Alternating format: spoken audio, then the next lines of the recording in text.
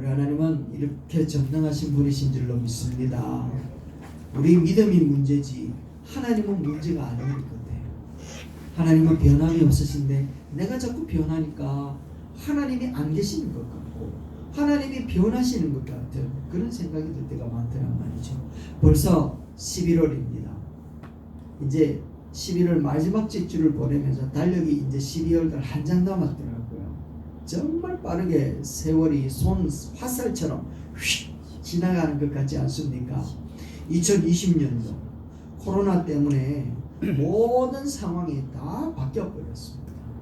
또다시 그 창고라고 이 부흥이라고 하는 게 교회 내에서 들어와야 되는데 이 바깥에서 코로나가 부흥이 막 일어나고 있는 것을 보면 참 안타까운 생각도 들기도 합니다. 그런 가운데서도 사람들은 저마다 가지고 있는 생각이 행복을 찾아서 떠나는 여행을 날마다 아침마다 눈을 뜨면 눈을 감고 잠들기까지 행복을 향하여 달리는 것 같아요. 그래서 여러분들 네잎클로바의 뜻이 뭔지 아십니까? 네잎클로바의 뜻. 네잎클로바는 행운이랍니다. 행운. 그래서 나폴레옹은 이 네잎클로바 때문에 죽을 뻔한 것을 구사일생으로 살았던 그런 경험이 있어서 늘 네잎클로바를 행운의 상징으로 생각하고 있었대요. 사람들도 그 행운의 상징인 네잎클로바를 찾기 위해서 굉장히 많이 헤매더라는 거죠. 그러면서 세잎클로바는 볼품없이 생각하며 짓밟는 게 네잎클로바 행운을 찾는 삶의 모습이 우리 인간이래요. 그런데 세잎클로바의 낱말의 뜻이 뭔가 하면 행복이라는 겁니다. 행복. 그래서 사람들은 행운이라고 하는 것을 찾기 위해서 행복을 잊어버리고 놓쳐버리고 살아가는 그런 어리석은 모습으로 나아가는 게 우리들의 모습이 아니기를 그렇게 원하는데 그런데 그렇지가 않더라는 거죠. 이런 예화가 있습니다. 하나님께서 인간을 처음 창조하실 때에는 행복이라고 하는 것을 주셨답니다. 그런데 사람들이 이 행복을 자기 마음대로 사용하니까 이제 천사들과 함께 모여가지고 행복을 회수해야 되겠다 라고 하는 회의를 열었답니다. 그리고는 그 행복을 어디에 숨겨놓으면 좋을까 라고 하면서 하는데 천사가 와서 하는 말이 저 깊은 바다 밑에 숨겨놓으면 어떻겠습니까? 라고 하니까 천사장이 머리를 흔들면서 안 된다. 인간은 머리가 비상해가지고 바다 저 밑에 있어도 금방 뒤져가지고 찾을 것이다. 그러니까 또 천사가 그런 산 꼭대기에다 숨겨놓으면 어떻겠습니까? 안 된다. 왜? 인간들은 탐험심이 대단하기 때문에 언제라도 올라가서 산 위에 있는 거 찾아갈 것이다. 그래서 한참 고민하다가 내린 결론이 뭔가 하면 인간의 마음 속에 놓아둡시다. 숨겨둡시다 라고 이야기를 했다라는 거예요. 아무리 저희가 두뇌가 비상하고 탐험심이 강해도 마음속에 숨겨져 있는 것을 좀처럼 찾지 못할 것입니다. 그래도 찾으면 찾을 만한 사람이니까 이 사람은 행복을 누릴 만한 자격이 있다 라고 이야기를 했다라는 거예요. 이 예화는 사실 신명기 30장에 나오는 그런 말씀이랍니다. 30절 말씀을 한번 보세요. 이렇게 기록되어져 있죠. 복이 하늘에 있는 것도 아니고 바다 밖에 있는 것도 아니니 네 입에 있으며 네 마음에 있은즉 네가 행할 수 있으리라. 아멘입니까? 아멘. 행복이 어디에 있대요? 네 입에 있고 네 마음에 있다.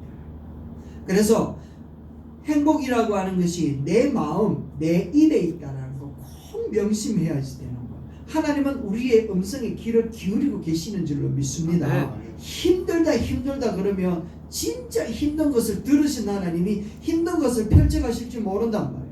그런데 죽겠네 하는 사람은 죽게 역사하신 줄로 믿습니다. 왜냐하면 죽게 있네 뜻이 죽겠네잖아, 그죠? 그래서 우리는 죽게 있네 이 고백을 들을 때 주께서 우리 가운데 역사하실 줄로 믿습니다. 그래서 복된 마음, 복된 입, 이게 우리 여러분들의 것이 되기를 주의 이름으로 축원합니다. 아멘.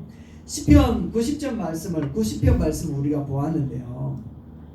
이 시편 90편 말씀은 이스라엘이 광야 생활하는 가운데 모세가 이제 겪었던 것을 하나님 앞에 고백하는 찬양인데 이 찬양 속에 나오는 내용이 뭔가 하면 자기가 경험해 보니까 사람에게 있어서 소망은 하나님께서 긍휼을 베풀어 두시고 하나님이 사랑으로 보듬어 줄 때야 사람이 소망이 있지.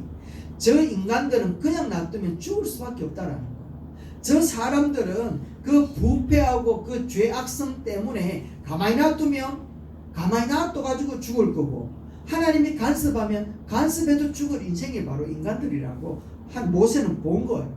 그래서 모세가 인생 가운데서 소망은 하나님이 긍휼을 베풀어 주셔야 되고, 하나님이 사랑을 베풀어 주셔야 그에게는 계획이 있다, 소망이 있다 라고 하는 것을 고백하는 게 바로 시편 90편 말씀이라는 겁니다. 그런데 모세가 가만히 생각을 해보니까 하나님의 긍휼과 하나님의 그 사랑을 얻기 위하여 인간이 어떻게 행동을 하면 그 하나님의 것을 얻을 수 있을까, 취할 수 있을까 고민을 해봤더니, 그것을 얻을 수 있고 찾을 수 있는 유일한 방법이 뭔가 하면 사람이 자기의 남은 날수를 계수할 때에야 알 수 있겠구나 라고 하는 것을 깨달았던 거예요. 그래서 이제 모세는 하는 말이, 인간이 자기의 남은 날들을 계수할 때 우리가 하나님의 긍휼과 사랑을 절실히 필요하는 존재들이기 때문에 자기의 남은 날을 헤아려 보는 사람을 지혜 있는 사람이다 라고 얘기를 하는 거예요. 여러분들은 지혜 있는 사람입니까? 지혜 없는 사람입니까?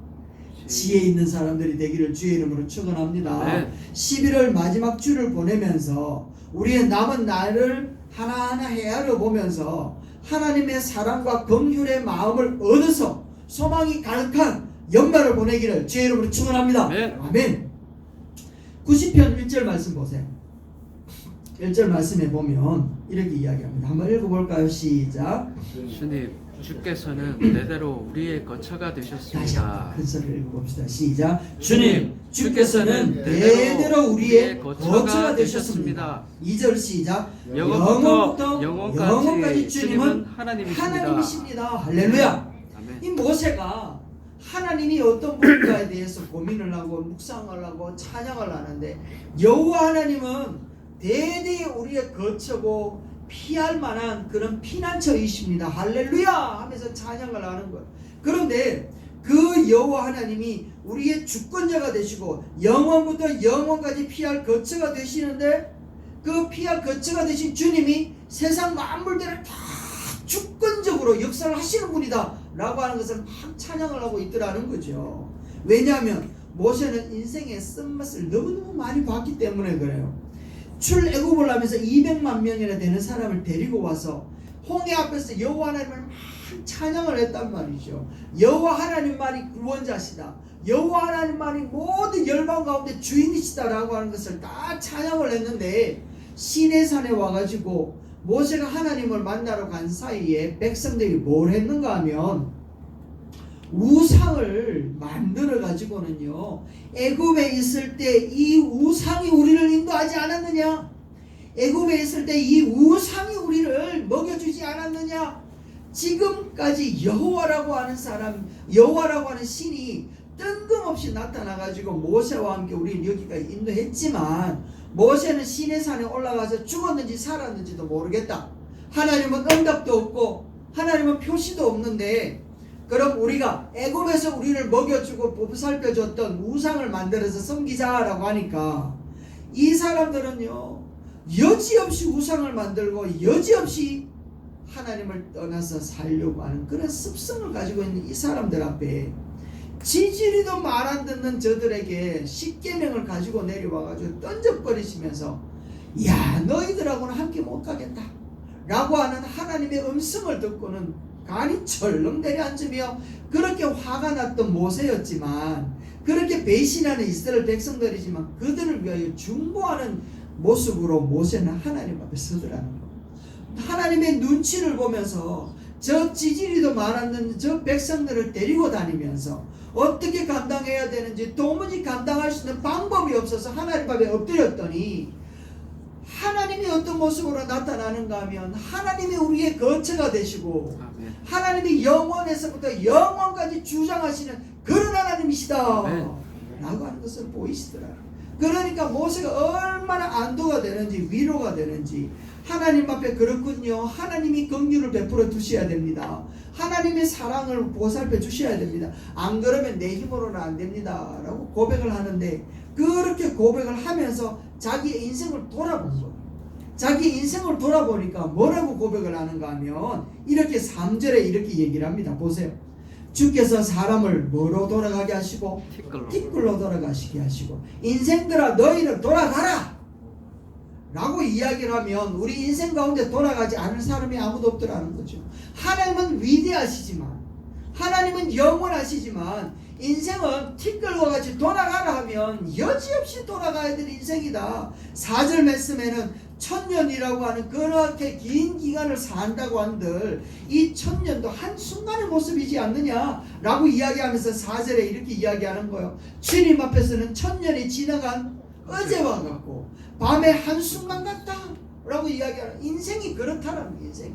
5절 말씀에 같이 한번 읽어봅시다. 시작. 주께서 그들을 쓸어가시면 그들이 잠들게 되니 아침에 돋는 풀과 같습니다. 이게 뭐예요? 일장춘몽. 정말 봄 햇볕에 따뜻한 햇볕 앞에 누워서 잠들었다 깨어나는 그 봄날에 한번 낮잠 자는 것과 똑같은 게 그런 인생이다. 풀과 같이 말라버리는 것이 인생이지 않느냐. 10절 말씀에는 더욱 유명한 말씀을 주시죠. 읽어볼까요? 시작. 우리의 연수가 70인데 강건하면 80이라도 그 연수의 자랑은 수고와 슬픔뿐이고 신속히 지나가는데 이야 우리가 날아간다 이 얘기하는 거예요. 여러분 그렇지 않습니까? 지난 날들을 한번 돌이켜 보십시오. 저는 뭐 얼마 살지 않아서 잘 모르겠습니다만 우리가 열심히 살고 부지런히 살고 힘들게 살았지만 남는 추억은 뭐예요? 슬픔과 수고밖에 없다라는 거예요. 이 말씀 다시 한번 보세요. 여러분이나 저나 가지고 있는 생각들이 모세가 가지고 있는 그런 고민하고 별반 다를 바가 없지 않습니까? 수고와 슬픔을 자랑하는 인생. 여러분이나 저나 그거 자랑하라 그러면 밤낮 사흘을 이제 날밤을 새면서도 이야기해도 모자랄 것 같아요. 한번 생각을 해봤습니다. 잘된 것 한번 자랑해보라. 여러분 중에 이 2020년을 1월달부터 지금까지 지나오면서 이야 이거는 진짜 잘했어. 정말 이거는 내가 다시 태어나도 이거는 내 다시 하고 싶어 라고 하는 일이 있다면 한 가지씩만 이야기해 보십시다. 이미영 선생님 한번 말씀해 보실래요? 김원 선생님 한번 얘기해 보실래요? 문주자 한번 말씀해 보실래요? 왜 이런 생각을 해봤는가 하면 잘된 것 하나씩 말해보자 이야기하면 자신있게 잘된 것을 말할 사람이 있을까 싶더라고요. 저도 가만히 생각을 해보니까 잘된 것이 있나 라는 생각이 들어요. 그런데 거꾸로 잘 안 된 것, 후회되는 것, 아쉬운 것을 말해보자 그러면 우리 말할 거 억수로 많잖아요. 맞잖아요. 와 그때 내가 조금만 더 그럴걸. 와 그때 내가 발 한 번만 제대로 디뎠더라면. 야 그때 내가 한번 뒤돌아봤더라면. 이라고 하는 이런 아쉬움들이 너무나도 많고 이게 날밤 새서 이야기도 부족할 게 많다는 부족하다라는 거예요. 그래서 인생의 자랑은 무엇과 무엇뿐이다? 수고와 슬픔뿐이라는 게 맞단 말이에요. 모세가 이렇게 인생을 돌아보니까 우리의 인생이라는 게 바로 그렇더라는 거예요. 한 경점과 같다. 아침에 이슬을 맞아서 그 햇살을 맞아서 막 피어나야 되는데 그 잎사귀가 말라버리는 것 같이 그런 인생의 허무함으로 살아가는 게 우리의 모습이지 않느냐라는 거예요. 그런데 우리가 알아야 될 게 있는데요. 이 말씀이 뭔가 하면 우리의 인생이 허무하다라고 하는 것을 이야기하고 싶은 것이 아니라 하나님의 위대하심을 보라는 거예요. 하나님의 위대하심. 그리고 우리 허무함을 한번 보라는 거예요. 우리의 그 허무함, 우리의 그 무능함, 우리의 부잘것없는 것 이것이 우리들의 인생이다. 그렇지만 우리를 붙들고 있는 그 전능하신 하나님, 위대하신 하나님, 영원하신 하나님, 그 하나님이 우리를 붙든다면 우리에게 소망이 있지 않겠느냐 라고 하는 이 말씀을 하고 싶은 거예요.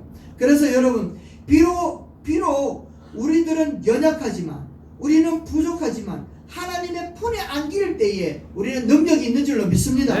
모세가 이렇게 노래하는 거예요. 영원하시고 강대하신 하나님, 티끌로 돌아갈 수밖에 없고 아침에 피었다가 저녁에 시드는 풀과 같은 인생이고 하나님의 진노 앞에 소멸될 수밖에 없는 그런 인생이지만 하나님의 주권을 가지신 그분이 거처가 되어주시고 영원하신 하나님께로 돌아가면 허무한 인생이 흐뭇한 인생이 될 줄로 믿습니다. 이 찬양이 바로 모세가 하는 찬양이라는 거예요. 여러분들은 허무한 인생으로 끝나기를 원하나요? 허무한 인생으로 끝나기를 원하십니까? 이 11월을 보내면서 12월을 맞이하면서 2020년도가 허무한 인생으로 끝나기를 원하나요? 허무한 인생이 되기를 원하십니까?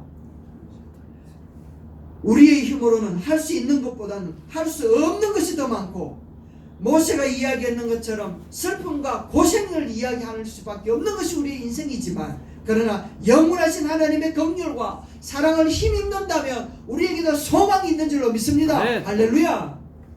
그래서 인생을 돌아보는 사람이 지혜 있다 얘기합니다. 우리 남은 한 달 동안도 여러분 우리 하나님을 의지하십시다. 흐뭇한 인생으로 우리가 2020년도를 잘 보내어서 여호와 하나님 앞에 영광 돌리는 저와 여러분 되시기를 주의 이름으로 축원합니다. 아멘. 10절 말씀을 다시 한번 보세요. 인생을 계수하면 우리들이 깨달을 수 있는 것이 있는데 그게 무엇인가 하면 연수가 몇 년이래요? 70년이래요. 강건하면 몇 년이래요?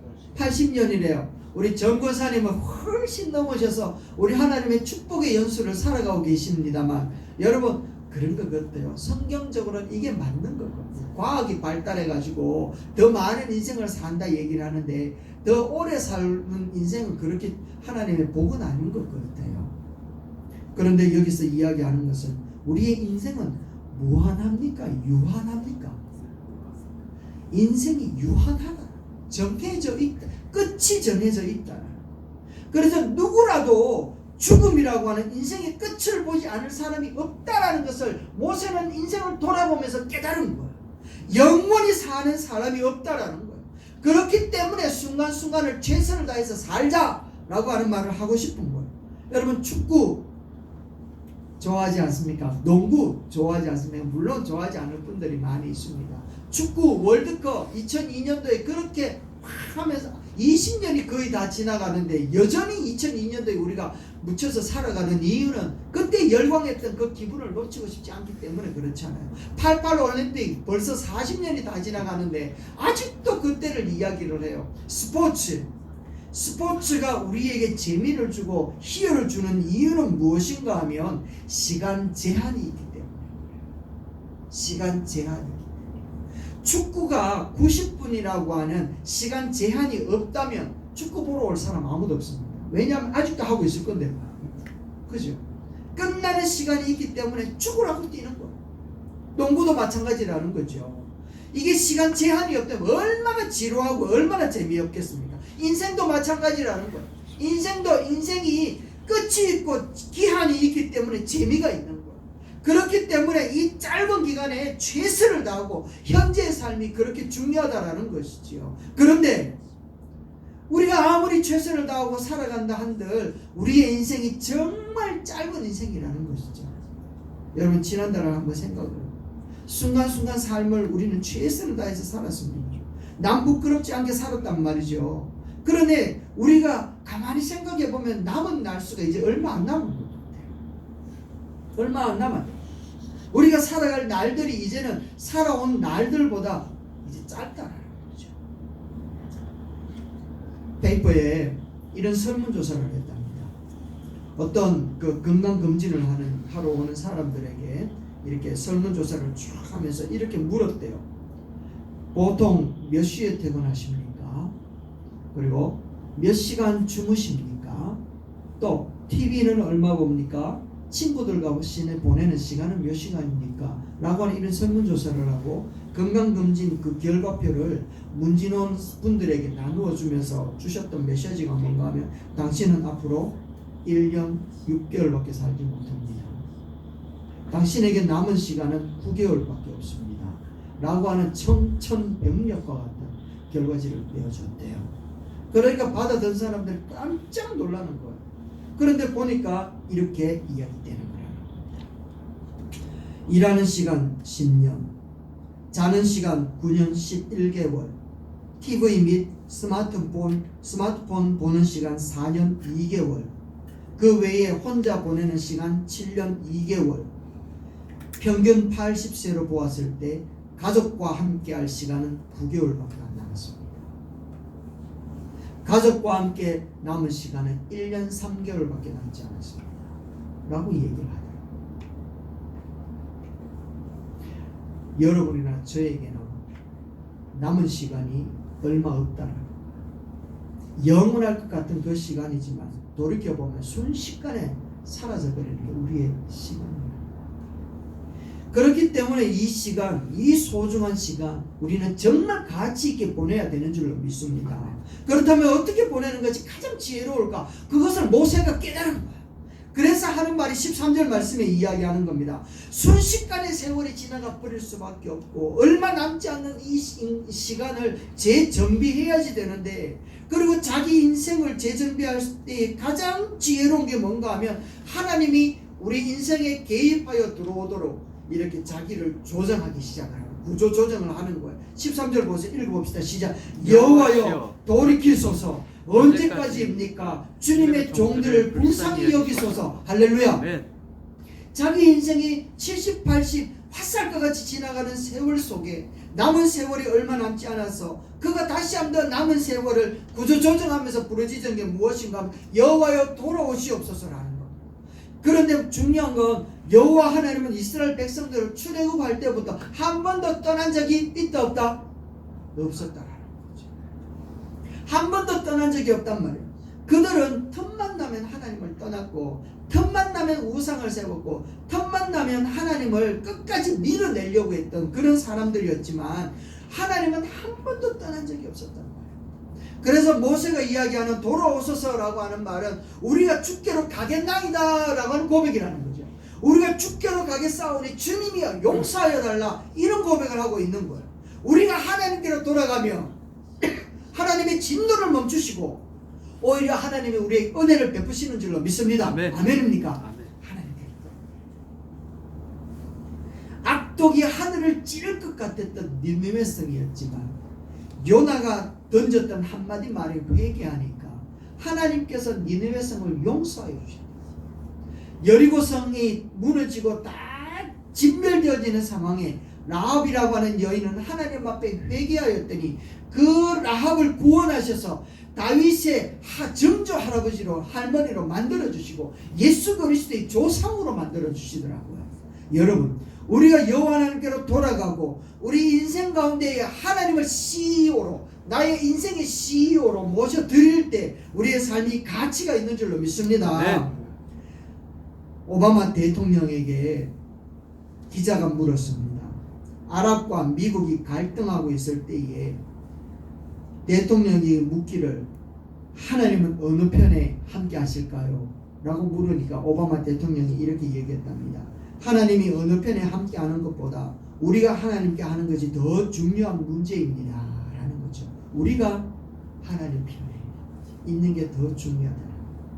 우리를 영원히 떠나지 않고 버리지 않고, 비록 내 눈에 보이지 않고 귀에 들리지 않고, 그래서 하나님은 없는 것 같고 하나님이 없다는 증거가 여러 가지가 나타나고 있는 것 같지만, 그러나 우리가 하나님께로 나아가고 하나님이여 돌아오시옵소서, 내가 하나님 편에 서겠습니다 하는 순간 주께서 역사하실 줄로 믿습니다. 아멘. 아멘. 아멘. 자, 그럼 여러분 하나 질문할게요. 하나님의 임재, 하나님의 능력, 하나님의 구원, 이것이 우리 인생에 있기를 원하십니까? 아멘. 이것이 우리 인생에 임하기 바로 직전에 나타나는 전조 현상이 있어요. 하나님의 구원의 역사가 나타나기 전에 전조 현상이 있는데, 이 전조 현상이 뭔 줄 아십니까? 알아야 돼요. 그래야 구원을 기대하고 능력을 기대할 수 있습니다. 그 전조 현상이 뭔가 하면 하나님의 부재가 느껴진다는 거예요. 하나님은 안 계신다라고 하는 생각이 든다는 거예요. 이게 전조 현상이라는 거죠. 우리의 기도에 응답을 하지 않는다라고 하는 것이 하나님의 구원의 역사의 전조 현상이라는 거예요. 그래서 거기에 자꾸 넘어지게끔 사탄은 역사를 해요. 홍해가 갈라지기 바로 직전에 많은 이스라엘 백성들은 하나님은 없다 얘기를 했단 말이에요. 하나님은 부재한다라고 얘기를 했거든요. 여리고성 앞에 이스라엘 백성들은 덜덜덜덜 떨면서 하나님이 어디에 계시냐라고 하면서 하나님의 부재를 경험했단 말이에요. 골리앗 앞에 이스라엘 백성들이 조롱을 당하면서 이 사울과 함께 이스라엘 백성들은 하나님은 우리의 기도에 응답을 하지 않는다 라고 하면서 그들은 하나님의 부재를 경험했단 말이에요. 그런데 그것이 전조현상인 줄 알았던 다윗은 믿음으로 일어났다는 거죠. 여호수아는 믿음으로 섰다라는 거예요. 모세는 믿음으로 하나님 앞에 섰더니 그 전조현상을 넘어서 하나님의 인재와 하나님의 능력과 하나님의 구원을 경험하게 된 줄로 믿습니다. 아멘. 아멘. 그래서 시편 42편 5절에 이렇게 얘기하는 거예요. 큰 소리 읽어봅시다. 시작. 내 영혼아 네가 어찌하여 낭망하며 내 속에서 불안해하느냐. 너는 하나님을 바라라. 나는 그 얼굴의 구원으로 인하여 여전히 그분을 찬양할 것이다. 할렐루야. 부재가 느껴질 바로 그때가 찬양할 때. 아멘이십니까? 아멘. 하나님이 느껴지지 않은 그때가 바로 하나님을 불러야 될 때인 줄로 믿습니다. 아멘. 다시 한번 얘기를 드립니다. 하나님은 떠난 적이 없습니다. 항상 우리 안에 우리와 함께하고 계시는 줄로 믿습니다. 아멘. 이제 우리가 해야 될 길은 여호와여 돌아오시옵소서, 여호와여 돌이키시옵소서, 정도를 불쌍히 여기소서 하며 주님께로 돌아가는, 주님의 이름을 부르며 주님의 편에 서는 그런 발걸음이 우리 가운데 일어날 수 있게 되기를 주의 이름으로 축원합니다. 아멘. 그래서 모세는 우리의 남은 날수를 계수하여 헤아려 보는 것이 지혜롭다 얘기합니다. 인생에 한계가 있기 때문에, 정해져 있기 때문에 이 짧은 기간에 하나님이 우리의 주인이 되어주시고, 내가 주님의 편에 설 때 이 짧은 기간을 가장 가치 있게 주께서 역사하실 줄로 믿습니다. 아멘. 아멘. 마지막으로 이제 우리가 우리의 나를 계수하면 우리에게 깨닫게 되어지고 알게 되어진 것이 있는데 그게 무엇인가 하면 14절 말씀이에요. 같이 한번 읽어봅시다. 시작. 아침에 주의 인내로 우리를 만족하게 하소서, 우리 평생에 즐거워하며 기뻐하게 하소서. 아멘. 스스로, 인간은 스스로 만족할 수 없다. 그래서 하나님이 만족해 하실 때에야 인생은 만족할 수 있다 라고 하는 것을 깨닫게 됩니다. 7세에서부터 75세 된 사람들에게 물었습니다. 가장 후회되는 것이 무엇인지 물었대요. 의아로운 대답이 나오는데, 첫 번째가 뭔가 하면 평생 할 수 있는 취미를 갖지 못했대요. 두 번째는요, 자녀와 대화를 더 많이 못했기 때문이었고, 세 번째는 더 많은 친구, 네 번째는 좀 더 놀지 못한 것, 다섯 번째는 부부 사이에 이야기하지 못했다는 것. 그래서 거꾸로 생각을 해봤습니다. 여러분, 그렇다면 시간을 좀 더 주어져서 더 많은 대화를 하고 더 많은 사랑을 하고 적당한 시간을 가지려고 하면 과연 사람은 후회가 없을까? 여러분 어때요? 과연 인간이 후회가 없을까요? 아쉽지 않을까요? 그렇지 않더라는 거예요. 왜냐하면 인생은 스스로 만족할 수 있을 만큼 큰 욕심과 욕망으로는 욕망을 채울 수 없기 때문에 그래요. 스스로는 채울 수 없다라는 거예요. 그래서 모세는 자기의 나를 계수하면서 우리의 이 만족은 주님으로부터 온다라고 하는 것을 이야기하는 거예요. 이 주님의 은혜로서, 주님의 인자하심으로 우리를 채워주실 때에야 된다라는 것을 알게 되는 거예요. 그래서 그는 고백을 하는 거예요. 15절 말씀해 보세요. 뭐라고 고백을 하는가 하면, 주님이여 당신의 인자하심으로 우리를 채우소서, 그때야 만족하겠습니다 라고 하면서, 주님이여 우리가 곤고한 날을 당하고 화를 당한 날들이 있지만 주님이여 이 많은 날들을 다 계수하셔서 우리를 기쁘시게 하시는 당신은 바로 인자하신 하나님이십니다. 이것을 베푸실 때 우리가 즐거워하고 평생 감사하게 될 것입니다. 아멘. 16절 말씀에는 주의 영광을 어디에 나타내라고요?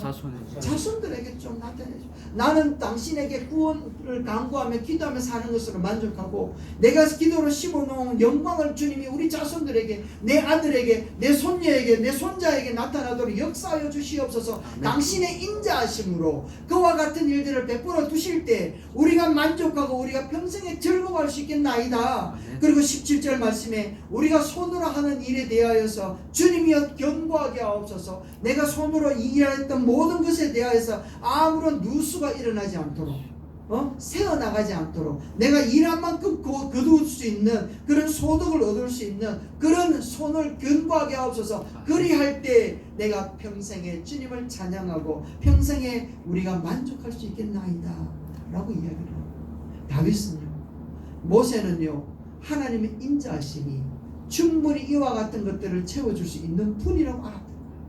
그리고 내가 아무리 수고해본들 이와 같은 것들을 하나도 할 수 없다는 것을 알았기 때문에 하나님 앞에 부탁을 하는 거예요.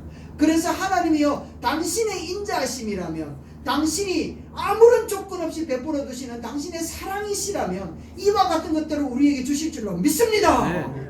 라고 하면서 이것을 채우실 여호와 하나님을 발견한 거죠. 그 하나님이 나의 주인이 되어주시고 그 하나님이 영원에서 영원까지 우리의 거처가 되어주시니 너무너무 감사하나이다 라고 하면서 그가 자기의 인생을 돌아보며 인생의 진짜 참만족과 참 즐거움은 하나님의 인자하심으로 채워줄 때에야 내가 기뻐하고 즐거워할 수 있음을 깨달았다. 여러분들의 인생 가운데 우리가 이제 한 달을 남겨놓고서 우리가 이 기도를 하나님 앞에 드렸으면 좋겠습니다. 하나님이요 내가 곤고한 날을 많이 당하지 않았습니까? 그러나 이 날들을 다 계산하셔서 기뻐하는 날도 이만큼 되게 하실 줄로 믿습니다. 뿐만 아니라 나의 자손에게 영광을 드러내시고 내가 하는 일에 대하여 모든 것이 보상이 되며 영광이 되게 하여 주시옵소서. 그렇게 하실 하나님은 인자하신 하나님이신 줄로 믿습니다.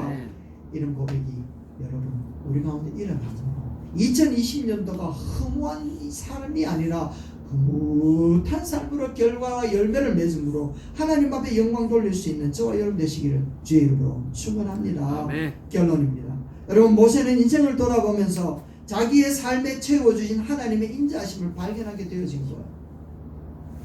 그리고 자기의 인생을 돌아보면서 자기는 하나님의 긍휼과 사랑이 정말 필요한 그런 부족한 인생이라는 것을 알았단 말이에요. 하나님의 소망이 없이는 살아갈 수 없는 그런 정말 짧은 인생을 사는 우리들의 모습이라는 걸 알았단 말이에요. 그래서 그는 하나님을 필요로 합니다.